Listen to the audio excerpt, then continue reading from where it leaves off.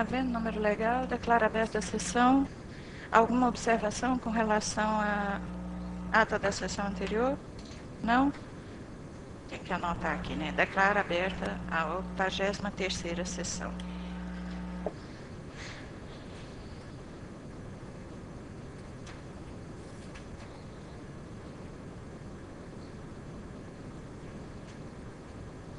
Esse tema vai ficar para de tarde. 2.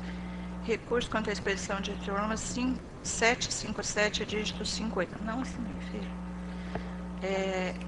Relator, Dr. Mauro Ribas, revisor, Dr. João Linto. Dr. Mauro Ribas retirou o processo. Está com o Dr. Valdemar, aliás. O senhor tem condição de votar? Não, eu vou trazê-lo depois. Está certo.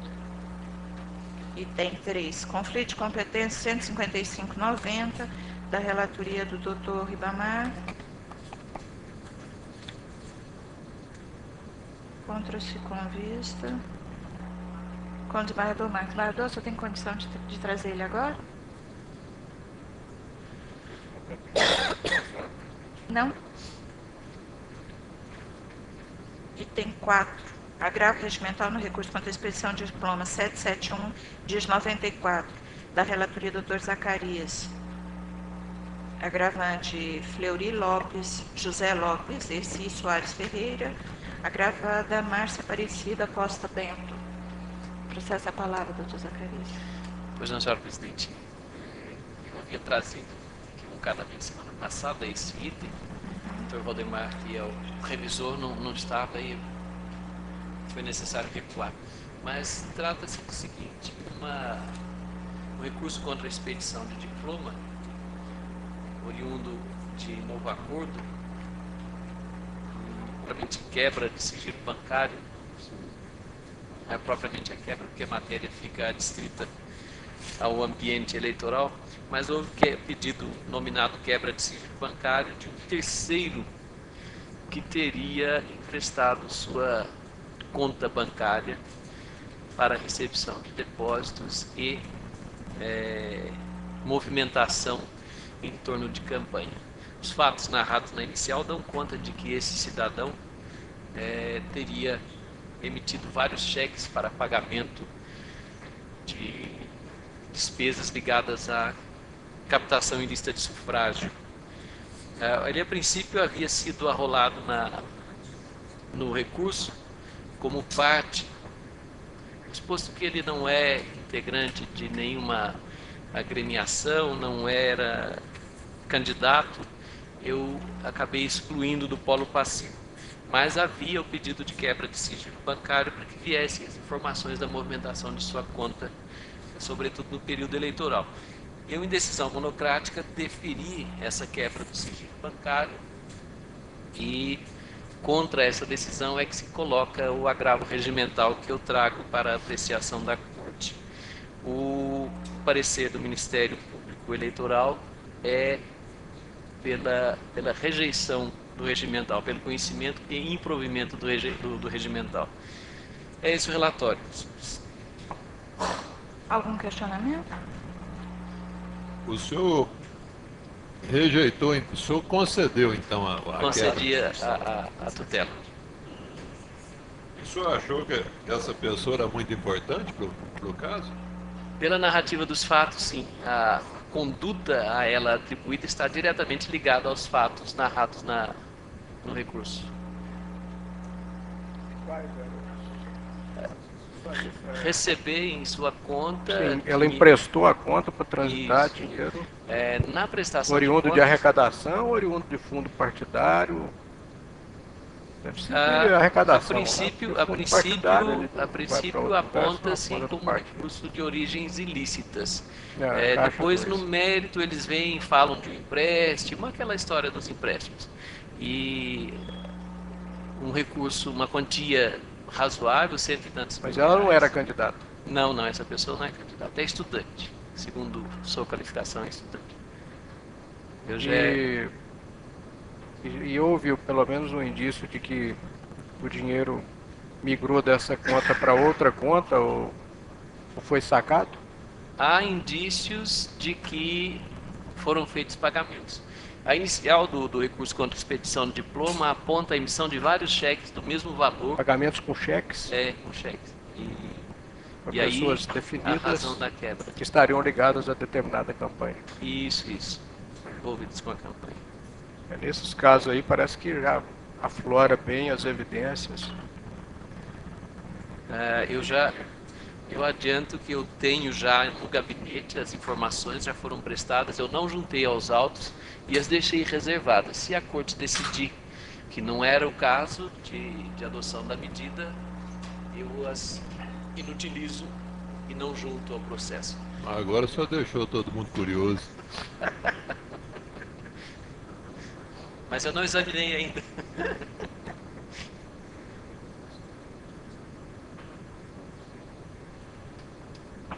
Mais nenhum questionamento?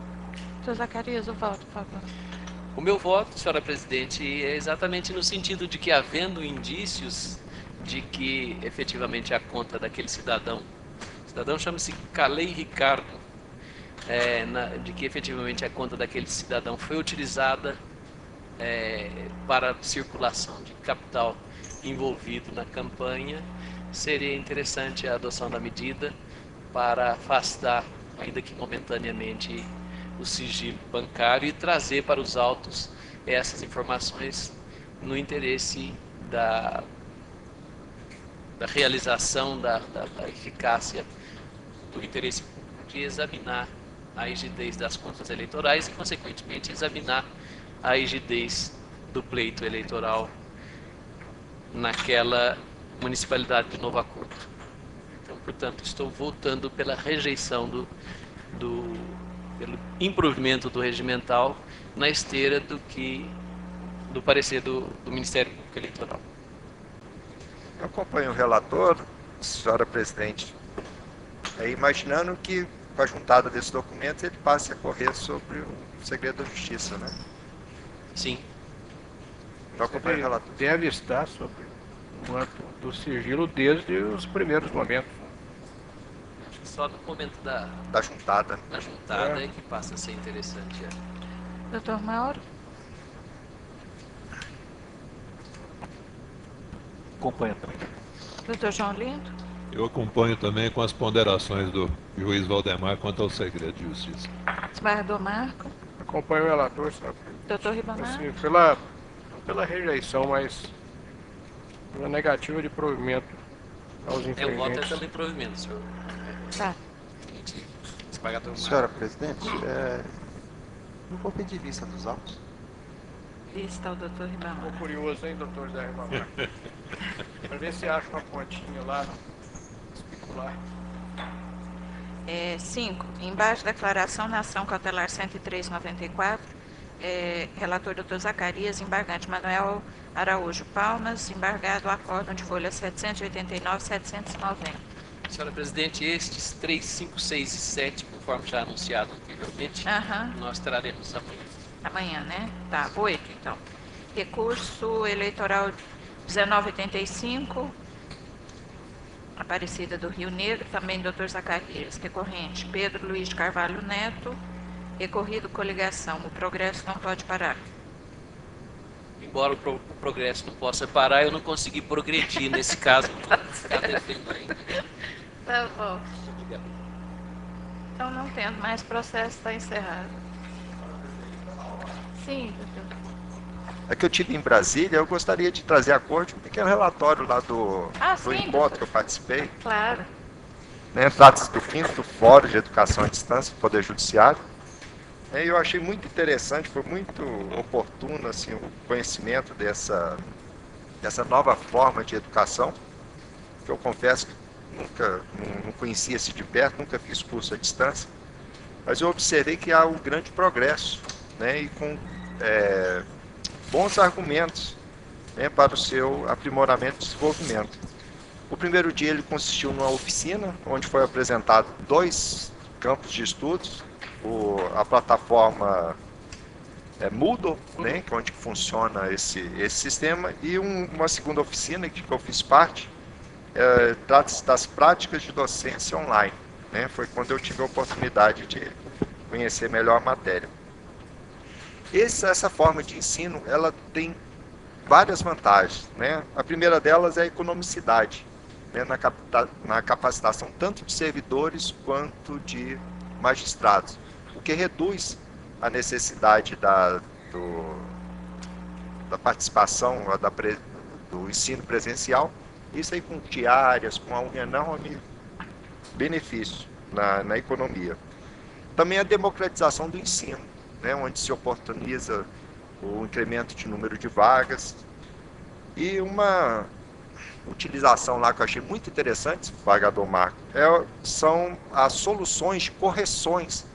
Eu imagino que no trabalho de corregedoria se observem diversas práticas que precisam ser melhoradas. Então, esse ensino à distância, ele tem esse viés. Então, seria possível na corregedoria, isso em tese, né, implantar um sistema que poderia ser até automático, imediato. Então, lá numa zona eleitoral, surgiu uma dúvida, né, um servidor, algum questionamento, poderia-se fazer um canal, né, direto com a corregedoria, uma pessoa responsável que pudesse, se não imediatamente, mas com poucas horas de distância entre a consulta e a solução, acho que agilizaria muito o nosso trabalho. Nós já usamos desde 2007 essa prática. Pois é, então foi suscitada essa questão e eu achei também muito interessante.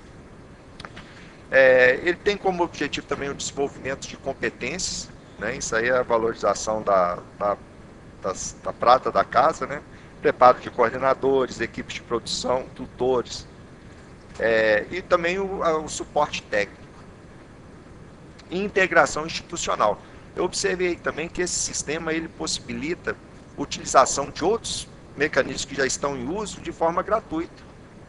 Diversas outras instituições disponibilizam e favorecem. Então seriam medidas assim muito boas para o tribunal, principalmente em termos de custo, né? Eu fiquei muito satisfeito com a... E eu fico sensibilizado com isso, Vossa Excelência ter participado e ter aberto os olhos para o ensino à distância no país, que já era preconizado no artigo 56 para a Lei de Diretrizes e Bases, dizendo que o ensino superior terá vertente profissionalizante e será ministrado à distância, principalmente para a capacitação do serviço público no Brasil, né? Há essa vertente, essa possibilidade, apesar da falta de sensibilidade da CAPES, que é o órgão que controla o pessoal de ensino superior no país, para o ensino à distância e para o ensino profissionalizante. Poucos são os cursos, alguns ainda em fase de pós-graduação lato sensu. Ainda não se admite em nível estrito sensu. Mas hoje ele é uma realidade no ensino corporativo. Essa é a vertente e o que eu disse aqui no tribunal, ainda quando presidente, o pensamento da presidente Jaqueline é o mesmo, pois trabalhamos juntos no Tribunal de Justiça e, vamos dizer assim, reconstruímos a escola da magistratura na sua dimensão maior, porque havia sido retirado dela a capacitação de servidores, nós reconstruímos juntos e seguimos as diretrizes que já eram da Escola Superior da Magistratura, nesse sentido, de ensino à distância profissionalizante, para que a prestação jurisdicional, ao final, seja o escopo, a melhoria da prestação jurisdicional, a sua excelência e o cultivo de boas práticas. Então eu penso que com essa densificação agora, mais do que nunca estaremos trilhando o caminho correto, já na vertente, as telesalas já estão em fase praticamente final de aquisição dos aparelhos, né, presidente, para instalação. E para o ano, quem sabe, nós consigamos já termos o estúdio gerador aqui. Pode ser um auditório, o nosso centro de capacitação, para assim como a Escola Estadual da Magistratura, a SMAT, estarmos ligados com os cartórios eleitorais 8 horas por dia, é um tempo suficiente, com uma banda de satélite própria, utilizando esse mecanismo, aí sim, É tempo integral, conectado. Ou com a programação já prévia, formatada, que nós vamos deixar disponíveis para que eles utilizem rotineiramente, né, nos horários que entendermos melhor, ou através dos cursos que veicularmos. Então eu penso que esse é o caminho. Eu parabenizo Vossa Excelência pela empolgação. Eu fico empolgado também. E é uma grande solução, eu acredito, senhor presidente, para a solução daqueles problemas das requisições. Né? Lá na junta eleitoral se requisita o servidor muitas vezes tem boa vontade, mas não tem prática. Então, se pudesse fazer isso até de forma permanente, custos assim, mais reduzidos, acho que aprimoraríamos essa mão de obra que a gente tanto faz falta aí na ponta, né, no primeiro grau. Isso envolve não só a nossa escola judiciária eleitoral, mas também o núcleo de capacitação de servidores do tribunal, que ainda não é agregado à escola e que, por circunstâncias de ser integrado, por exemplo, processos como realização de eleições e outros que devem estar ligados à alta administração do tribunal, não foram ainda integrados à escola, mas quem sabe no futuro, com esse repensar, essa reflexão sobre a escola judiciária eleitoral, não possamos alcançar aquilo que um dia nós sonhamos para a escola judiciária eleitoral, que seria a integração com um conselho composto de juízes e servidores e com a escola ligada diretamente à presidência, para que ela pudesse render bons frutos, assim como a Escola Estadual da Magistratura rendeu para o Tribunal de Justiça. E vai continuar rendendo, né? Porque é um projeto que ele não termina. Eu penso que nós podemos começar a refletir isso, mas tenho consciência. Primeiro, a virtualização do processo, ensino à distância, implantação da plataforma Moodle. Tudo isso nós temos aqui no Tocantins.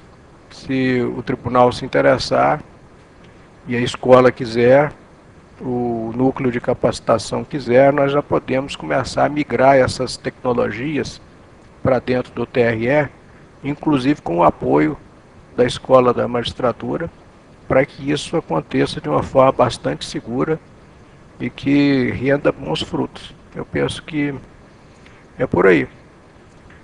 Agora basta materializarmos isso em alguns projetos, né? E submetermos então ao crivo da presidente para que ela decida. Não, eu concordo com você. Mas muito produtiva a participação do doutor Valdemar lá.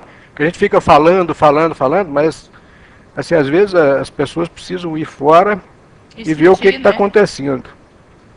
Doutor Valdemar, no último encontro do ensino à distância no Brasil, ele não é só no Brasil, ele é internacional. Nós tivemos um encontro, ele se realizou, não lembro se foi em São Paulo, foi em São Paulo. A SMAT ficou entre as 5 melhores instituições no ensino à distância, concorrendo com uma texana, com a Petrobras, com o Banco do Brasil, com instituições dessa grandiosidade. Nós concorremos até com instituições internacionais, duas americanas, por sinal. E ficamos entre as 5, porque eles só dizem qual foi a primeira colocada. As outras 5 que foram classificadas, não tem classificação para elas, é o método deles, né? Mas a Escola Superior da Magistratura do Tocantins ficou entre as 5 melhores instituições de ensino à distância no Brasil. Corporativo, né?